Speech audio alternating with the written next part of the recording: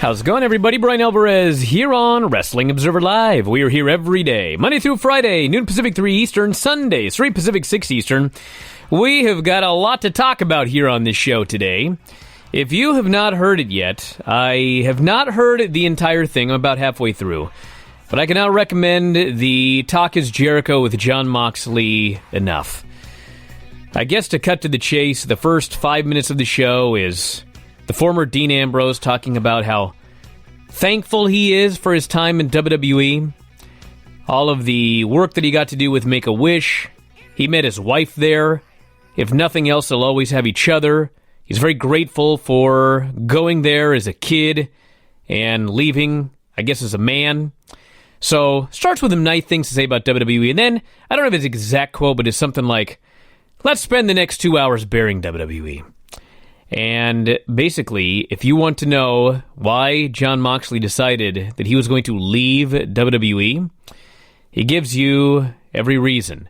And there are two in particular, and like, most of you won't be stunned to know this, but based on the reaction that people had when I talked about how stupid this was, some of you will be baffled that he hated the Roman Reigns leukemia storyline, and he thought it sucked, and he knew it was going to get the wrong kind of heat, and that was one of the incidents where he was like, I'm out of here.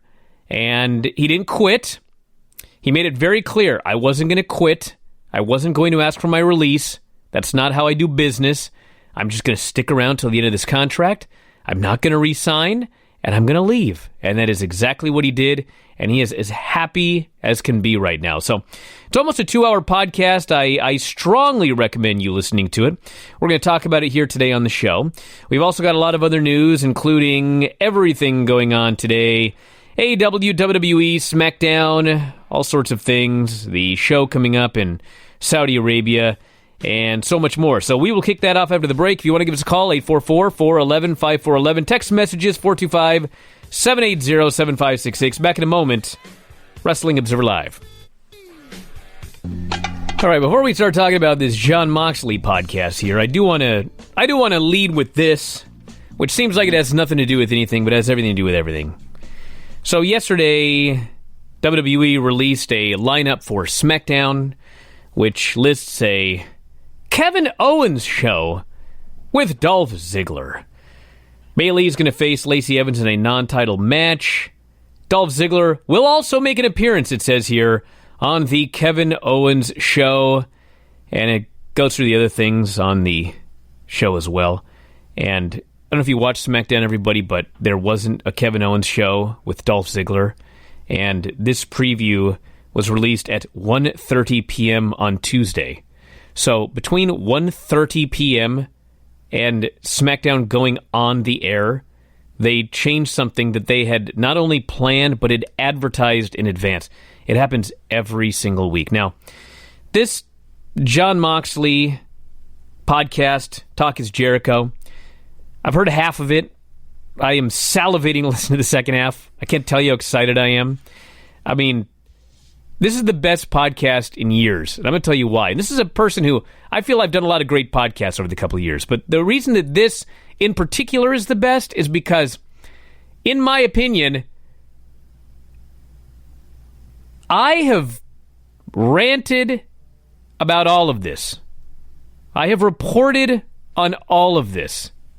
But because it's me, you're always going to have people saying, well, you know, Bryan's clearly being paid by AEW. Bryan and Dave are clearly under AEW contract.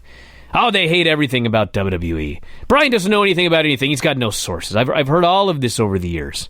Well, here's Dean Ambrose, one of the biggest stars in WWE over the last 5-10 years, who just left, and everything. He has confirmed everything that we have talked about on this show. He will confirm everything that we have said about Vince. He will confirm everything that we have said about the writing process. He confirms everything that we said about, for example, the Roman Reigns leukemia angle. He confirms everything that we have talked about on the show over the years that I've had to hear over and over. Oh, this isn't true. You don't know what you're talking about. You're biased. Blah, blah, blah, blah, blah. Well, here it is from Dean Ambrose. And you know what? He's not even that big a jerk about it. he tells you why he thinks it sucks. He tells you why he hated it. But he does start out talking about how, listen, I'm grateful for all of the time I had there. He just wishes that it was different.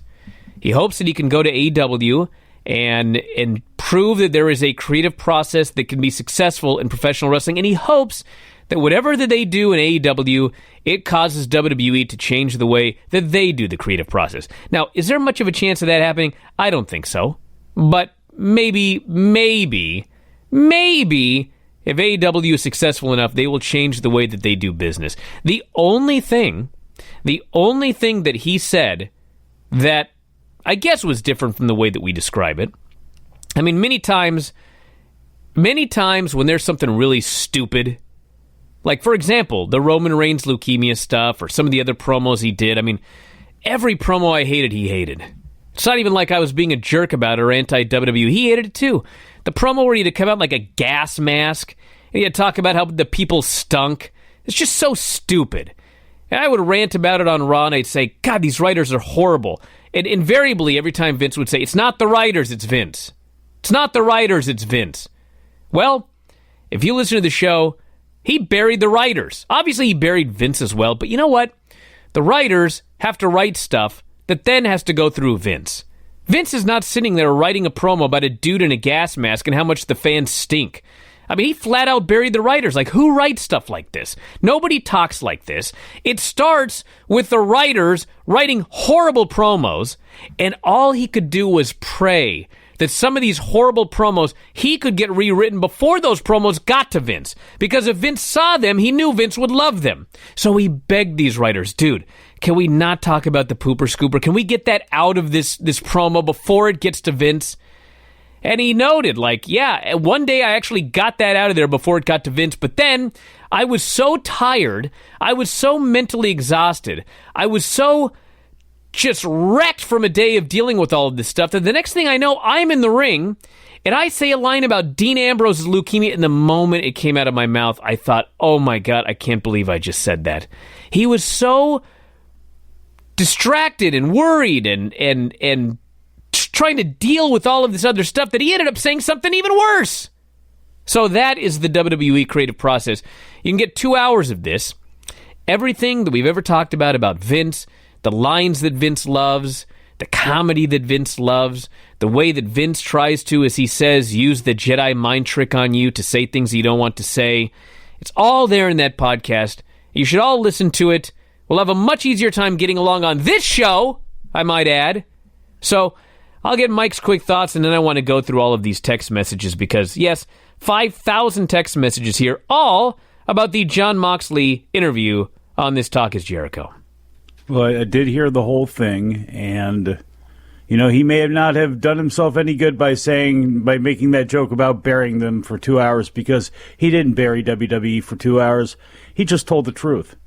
And he brings up a lot of things very specifically, including something suggested to him by Vince McMahon that he feels as though would have gotten him or someone fired, and it was a second line about Roman Reigns and leukemia that he swore would have had Susan G. Komen and sponsors raining down upon them, and he does not know if it came from a writer, if it came from Vince. But if that gives you a little bit of an idea into how they think, again, there it is.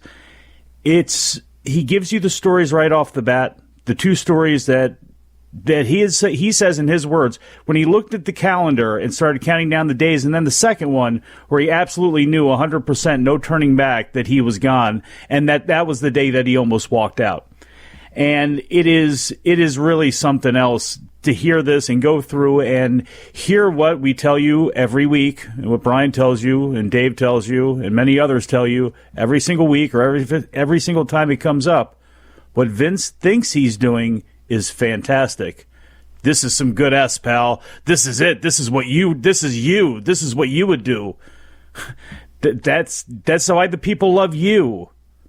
You have no control over you. They're telling you what you are, and then they expect you not to be driven crazy. You know. Hey, listen, that's a key point right there, everybody. How many times have I read these text messages talking about how Vince hates the fans, Vince is trying to make your lives miserable, And I've told you over and over again, he thinks this is great.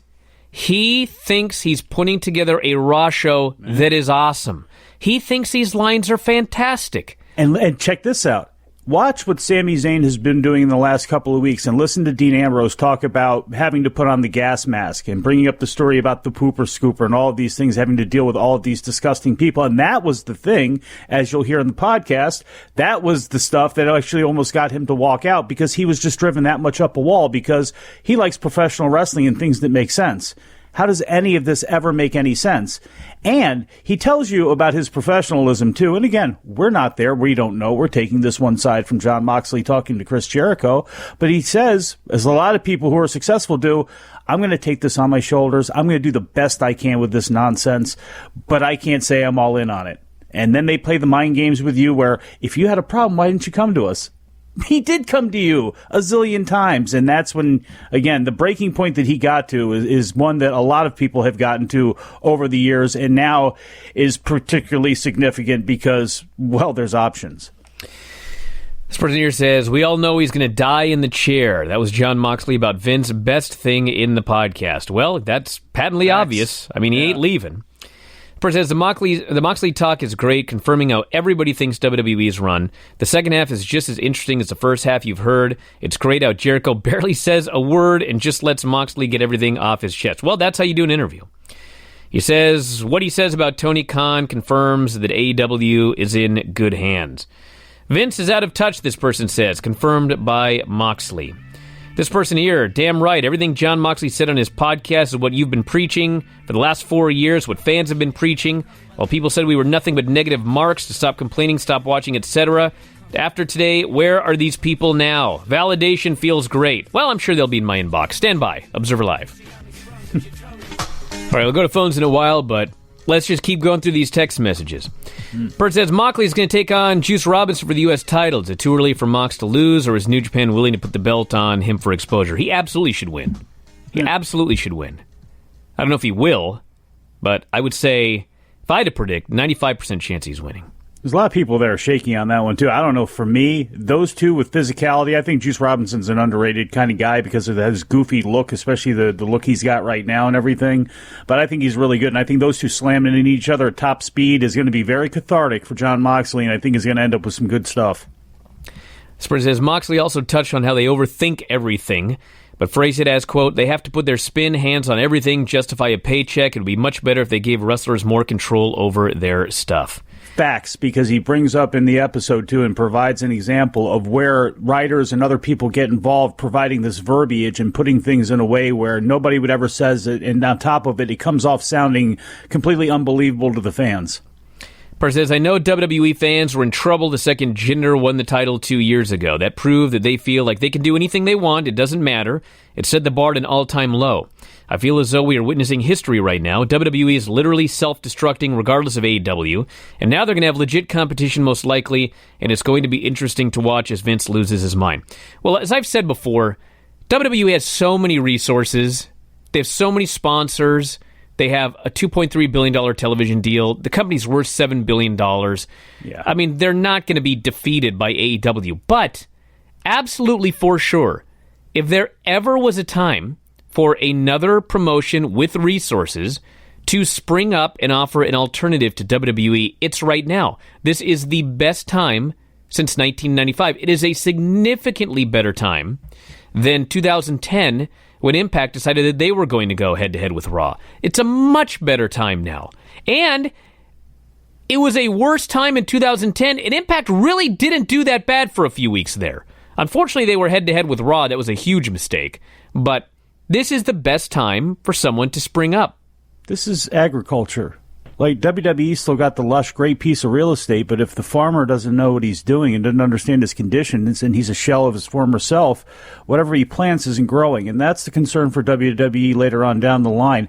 They have all the resources in the world, the money, and really, frankly, the brains to throw things at it, but it's not until that farmer gets out of the way and they can start working the land where they can start to rebuild, but there is going to be damage from that later on down the line. That's why we're so worried about the numbers now of young people, because that's what's going to atrophy as time goes on, and that's really what's really going to hurt them more than anything.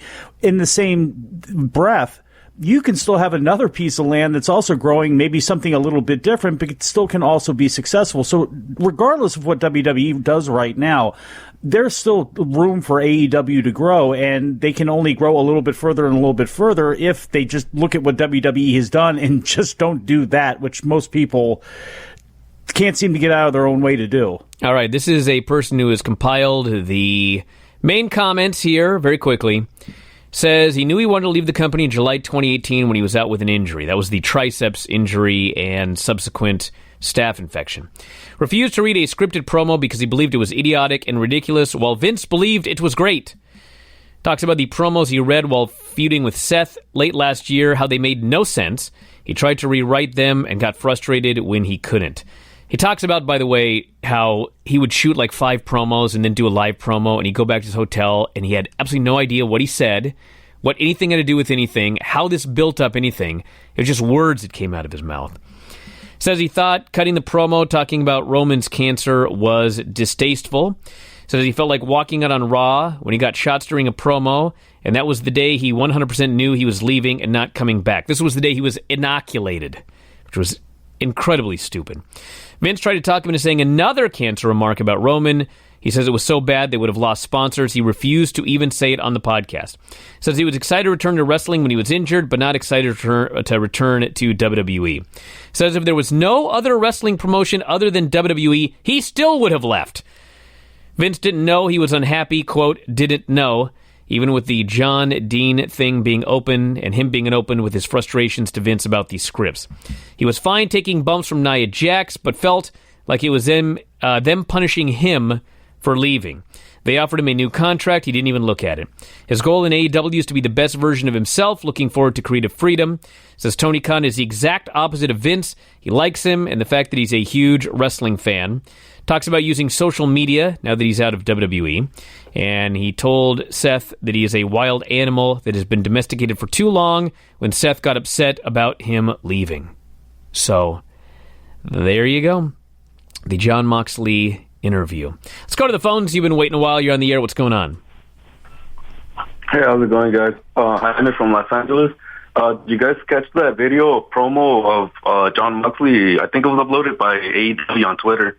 Like, I think it's like the best promo I ever heard that guy cut. And I just want to say, as far as it's the only promo you've heard him cut in like 8 years. Right, but I mean, as far as the Observer, I mean, I've heard old Observers where, I mean, like WrestleMania 17, which was great. Even Dave talked about how great it was. I mean, if you guys are shitting, I'm sorry. I mean, if you guys are saying how bad WWE is right now, it's because it is bad right now. Yes, thank you. I thank you very much. I've said this a million times, but nobody likes to listen. Pretty easy, you know. When things are great in WWE, I'll be the first guy to tell you that it's great. I mean, I love Brock Lesnar's new gimmick with the boombox and his dancing. I think it's awesome. I think Brock is unbelievable. He's the best. Okay? Yes. Yeah, I love that. Some people don't like it. Disco Inferno volunteered to fight me over that. Apparently he hates it. But the point of this is, welcome that. If I like something, if I think something is great in WWE, I'm going to tell you about it. If I think a pay-per-view is great, I'm going to tell you about it. But if I think something sucks, I'm going to tell you about it. Crying out loud. I thought The Miz was great. I don't know.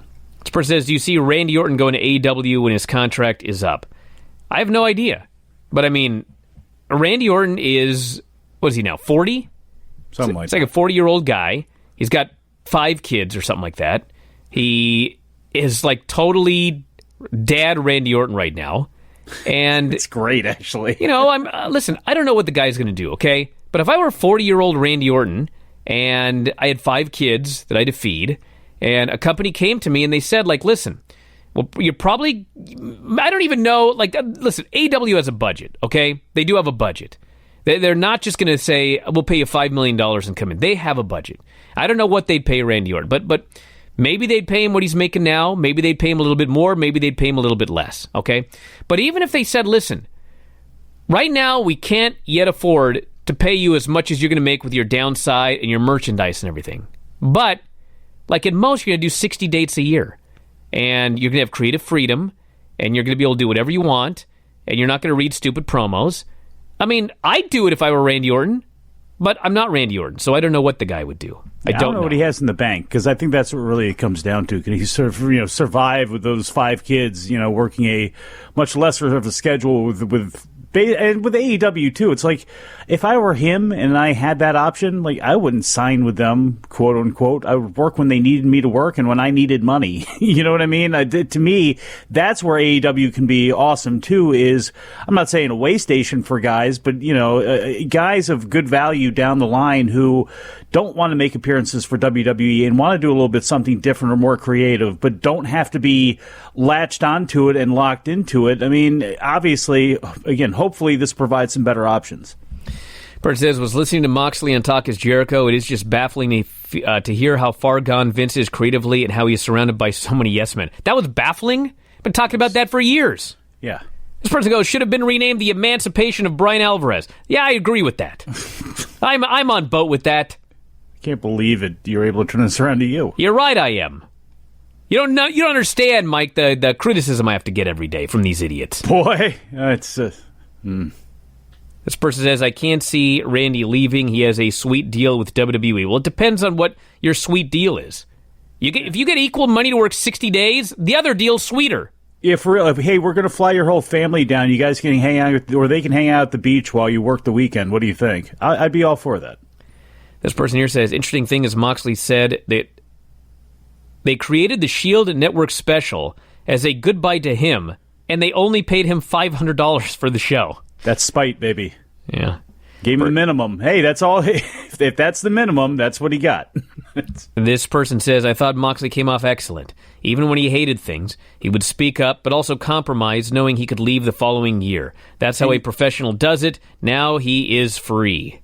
And again, talk about his professionalism. One thing he does bring up is why you want to do it in the professional way, if you can, is because doing it the right way, he goes out with all of his residuals, or however that works. So all of his royalties he gets because he went out that way. So he cracked about making the 2.7 cents for every Shield DVD that they sell or whatever it will be down the line. But the fact is, by doing it that way, he gets all that stuff, and again was able to go out also by saying, and he wasn't lying about this, he was filming. He was involved in a film. It just happened to be the filming of his videos that he had. That's what he told Vince, and I guess that's what it was, the excuse that was dribbled out there this past weekend to why he may not be at Double or Nothing. Person says, listening to the Mox podcast, your point on Moxley and Banks being completely different is 100% confirmed. Moxley dealt with a bad hand, went to work, did his job, not to make it too hard on Renee. Banks walks out, I'm pretty sure her husband works for WWE. I think he still works there. He's a seamstress. Not sure the exact moment. This person here says, Mike in West Seattle, one of the things that really stuck out to me was Jon mentioning how they mess up even the simplest things. Like how for 9 months he looked forward to his return pop and they spoil it by having Seth give it away just before he came out. We think about the big problems, but they mess up even the simplest things handed to them on a silver platter. Back in a moment, Observer Live. Back on the show, Bryan Alvarez here, Wrestling Observer Live. Mike Sempervive, also of WrestlingObserver.com. Ryan here says, Sasha's husband still works there and is on Up, Down, Down every week. Also, he prefers costume designer. I apologize. That's the update. First says, how about the moment Moxley said he wasn't re-signing is when Vince and Hunter had him sell for Nia Jax. He said he was hot when he heard it, and Vince said it would turn to a long-term program, but it never did. But to John's credit, he said he had a lot of fun with Nia rehearsing the spot. If I recall correctly, they were going to go in that direction, but I believe sponsors put the ixnay on man versus woman, so that was the end of that. You would think they would transitioned into the. I'm just saying you would think that they would talk to the sponsors before they started shooting an angle like that instead of shooting it. No, why would they? I mean, they don't think. He doesn't think further than the end of his nose unless somebody's around to do it. Of course, he's going to. Again, it's like the Roman Reigns line. Like again, even if that was presented to Vince is now presenting it to Ambrose after he didn't like the last one. After we've had Ashley Flair, after we've had Paul Bearer, after we've had again Eddie Guerrero, where somebody's death has been brought up or has been utilized, and or sickness in this case with Roman Reigns, and again he supposedly says it to Chris Jericho off the air. I don't want to hear it, but I want to hear it just to hear exactly how bad it was where Jon Moxley, former CZW competitor, was crawling out of his skin saying he absolutely couldn't say it and thought it could have brought down sponsors. It boggles my mind that Vince would actually do that. But then again, you think about the career of Vince McMahon, how he's acted at many times. You know, with promoters like that, with Don King, with all of them, if they can justify it inside their own minds and make themselves believe it, then they do no wrong. And it's the ultimate con man, because they have themselves conned into believing that, you know, they shovel this stuff out there and it's okay.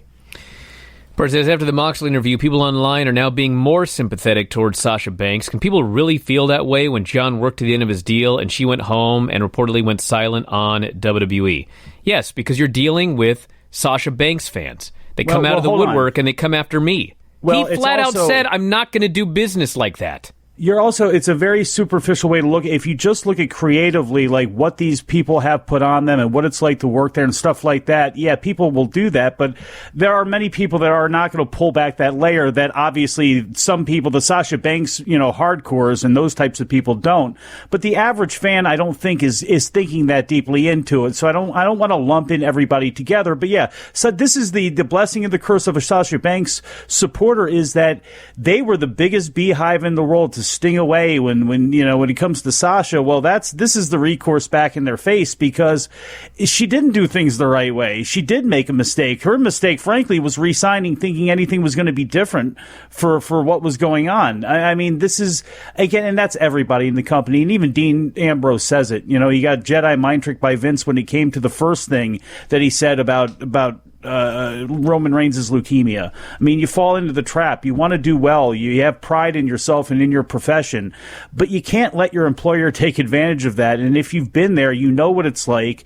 You know how it's been for years. You see what's going on around you. If you re-up, then you actually have to deal with the consequences of your contract, and you have to suck it up. And Luke Harper seems to have taken the wrong approach. The Revival has taken a questionable approach for a long time now, to the point that it's comedy. And then there's what Sasha Banks did, and she's paying for that. And if she wants to sit at home forever, then great. That's fine. I respect that decision. But if her goal is to go back to wrestling, she's actually got to get back there and try to figure out a way to fulfill her contract, or get a really good lawyer and try to get out of it.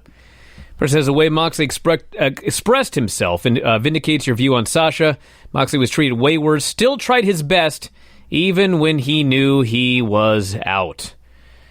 And this person says it's not just Sasha fans, it's other wrestling reporters as well feeling bad for Sasha. Okay, listen, everybody. It's everybody. You think Sasha's the only one who's upset with the way things are going? Name any wrestler in WWE. I mean, outside of Brock, and apparently Seth is happy because he couldn't understand why Dean was leaving. I mean, 98% of the people there are frustrated. So I don't know why. I know why Sasha's a lightning rod, because I just deal with her fans all the time. A lightning rod. But the reality is, this is everybody. And Dean Ambrose did it the right way. You're not happy with a contract you signed that you had a lawyer look over? And if you didn't have a lawyer look over it, I mean, I don't know what to tell you. Like, it's a contract. You're signing your life away for 3 years. So he didn't like it there. He decided he was going to leave. And he didn't make a big deal out of it. He didn't ask for his release. And then when it was over, he left. And now he's happy. You know who you never heard in the mix, too, bitching about their contracts? The Usos, who have signed in this time frame. You know, they didn't say a word. And what did they get? They didn't say anything. I guess they were holding their ground for a while, waiting. And then they got a big, massive deal, I guess helped along by the fact that AEW was out there as a threat. And they didn't say anything, and it's their choice to resign, but they made out with it. So, I mean, it just... Obviously, at some points, the squeaky wheel gets the grease, but it a lot of that talk from old wrestlers and old WWE guys, they're not grabbing the brass ring and all that stuff. I hated Jon Moxley's interview with Stone Cold. I hated people's response to it, and I thought he was put in a terrible spot, and everybody bashed him and bashed me, for defending it. But it's like, he's up there, and they don't want him to be himself. And I interviewed Jon Moxley before he was in WWE. I saw that guy in action, and it's like how he came out in that interview, you can tell he didn't want to be there. And he talks about only the last couple of years, and the last incidents, basically within the last year, that caused him to know he wanted to go. But you look at his whole run there, the deal with Brock Lesnar that they don't get into on the interview, so that later on down the line, that whole adventure, and his thoughts on it are probably going to come out. And many moments like that where it was like, again, they can literally screw up a wet dream they have there. They have all of the talent in the world, all of the resources in the world, and you have a bunch of people walking around as miserable zombies, and with the guy that's just cackling away, literally smelling his own farts that he creates and thinking it's the funniest thing in the world, and it's completely bizarre. On an unrelated note, although his name was mentioned earlier, this person says, Disco Inferno, the same guy who says women have no business wrestling in the ring, he's an idiot and a misogynist. Listen, everybody, do I have to explain this? And a gimmick. It's a gimmick, dude. I was just on a show this past weekend and he wrestled a woman. It's called being a heel. And he's one of the best heels in the entire business right now, as evidenced by this email right here. I think the guy believes women don't belong in the ring, yet he's going all over the country wrestling women. Hello? Say, what was his first major feud? Do you remember? It was Jacqueline. Yes. By the way, this coming Saturday, it was awesome. Black Label Pro.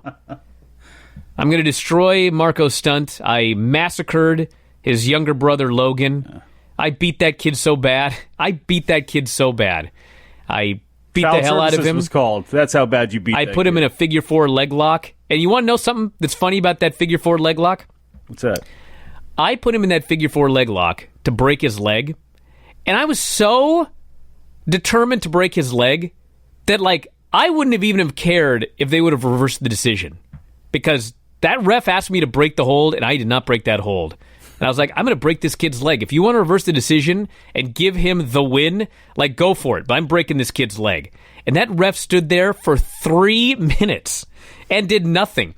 I grabbed the ref and slapped him across the face. And you know what he did? What? He walked out and never came back. He knows better. Yep, I beat that kid within an inch of his life. I tried to break his leg. I spat in the face of the referee, and you know what? I still won.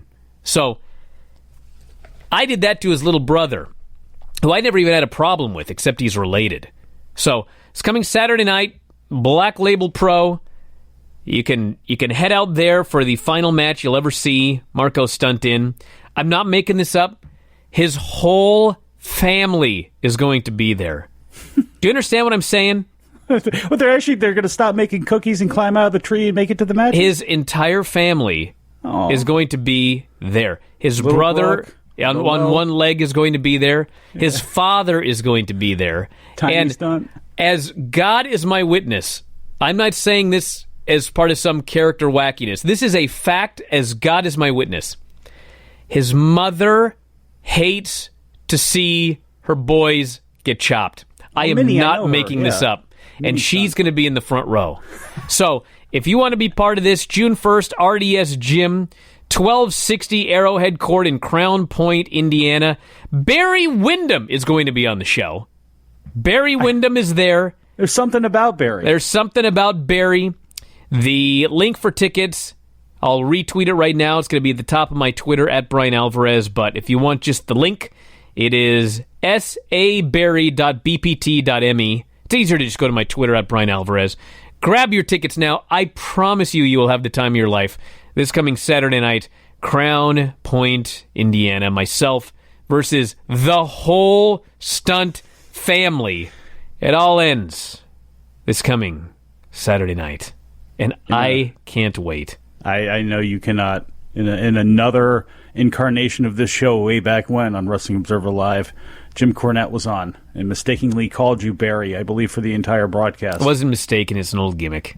All those guys called me Barry. They called me Alvarez? Barry because in the late 90s, you love football so much. I went to a show with Buddy Wayne in Oregon, and I can't remember who the promoter was. But anyway, we do the show, and when it's over, Buddy goes, "Let's get out of here." And I said, "I haven't been paid yet." He goes, I'll go get your money. And so he goes to the promoter, and the promoter writes a check to Barry Albertson. Not Bryan Alvarez, Barry Albertson. And Buddy did not correct him. He brought me the check in tears. In tears, he brought me this check. And he called me Barry through the end of his days. So that's why it was referred to as Barry by Jim Cornette. So basically what you're saying is you worked for free because you never were able to cash that check. Well, yeah, that's what happened. Hey, let's go to the phones. You're on the air. What's going on? Hi, Brian. Hey, Mike. So you're gonna chop Marco Ryan from his mom? Damn right. I promise you. If you buy a ticket to the show, I'm going to chop him. You just said disco. You just said disco is one of the best heels in the business, Brian. That's just upsetting. I'm not being a heel. I'm chopping him in front of his mother. It's a shoot, brother. I'm being myself. I promise you, if you buy a ticket, I will chop him right in front of his mother and father, unrepentantly, until he bleeds. Oh man, they're selling like hotcakes, I'm sure. Really quick, you guys are always talking about this, but the Moxley interview, one of my favorite, I was thinking the whole time, basically what you were saying is, everyone used to get so mad at you, and Vinny and Dave and Filthy Tom and Mike and stuff were, saying, that, you just hated the booking of Dean Ambrose, and they took it as, an attack on Ambrose, whenever you'd say something like that, especially, he pointed out, even when he was a babyface on SmackDown, they were booking him like an idiot, not like a cool guy at all, and you guys pointed this out, people would come after you.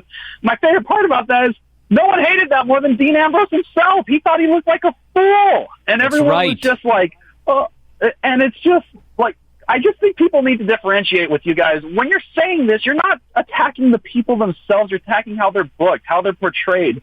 These people are all, for the most part, good workers. This is maybe the best working roster they've ever had. And the mismanagement of them, it's just astounding. I wonder how many actual good promos there are on the roster. Look at a guy like Apollo Crews. When he first showed up at NXT, he was a great promo. And look at him now. He's a robot. Yep. Look at the character of Baron Corbin. Baron Corbin should have always been Big Bubba Rogers with the athleticism. He should have been Big Bubba Rogers 2019. And instead, look at how he's been pushed in the positions that he's in and the response to him. And how the response will always be because that's how he's been painted. And it's frustrating. From top to bottom, it's frustrating with how he deals with those guys. Back in a moment with more Wrestling Observer Live. Back in the show, Bryan Alvarez here, Wrestling Observer Live. Mike Sempervive, also of WrestlingObserver.com. This person here says, you better hope Papa Stunt isn't like Papa Briscoe. He ain't. Hey, listen to me. First off, Papa Stunt's a big dude. He's 5 times the size of his kids, which isn't saying much, but he's a big dude. Hey, you know what? Everybody talks about me beating up little dudes, but the reality is, a month ago, I got in the ring with the War Pig, Jody Christopherson, former WWE developmental star, big dude. I beat his ass. Did you beat up his dad? And I'll beat up Papa If he puts one hand on me, I will beat his ass, Papa Stunt. I'll beat up the whole family. I won't beat up you like the Mrs. Dad did. I'm not going to beat up his mother. I will not lay a finger on his mother. It will be far more powerful anyway to just beat up her family in front of her. I will not touch Mama Stunt. That would be disgraceful. I can't do that. Just look, I know, just Christophersons and Stunts, and don't challenge Papa Briscoe. Just don't. He ain't going to be there. I'm just saying for the future reference. I'm well aware. Don't do that. You know who else you don't want to challenge is Roderick Strong's dad. Holy smokes! Yeah, that guy's a tank. So there you go. So anyway, one more here. Is time added to WWE contracts when network talent from NXT or 205 Live get brought to the main roster? You mean if you got a 2-year deal, when you move up to the main roster, I'm pretty sure you're just going to get a new contract. That's how it works in most cases. I think in all cases. I could ask around, I don't know for sure, but I've always heard. The time add-on is injuries and things not related to wrestling that causes someone to be out. Yeah, you're contracted to wrestle X number of dates. So if you miss X number of dates, they add those dates because that's what you're contractually obligated to wrestle for. Anyway, we're out of time, everybody. I want to thank you all for listening. Thanks, Mike, as always. Callers and listeners, we'll talk to you again later on tonight. Wrestling Observer Live.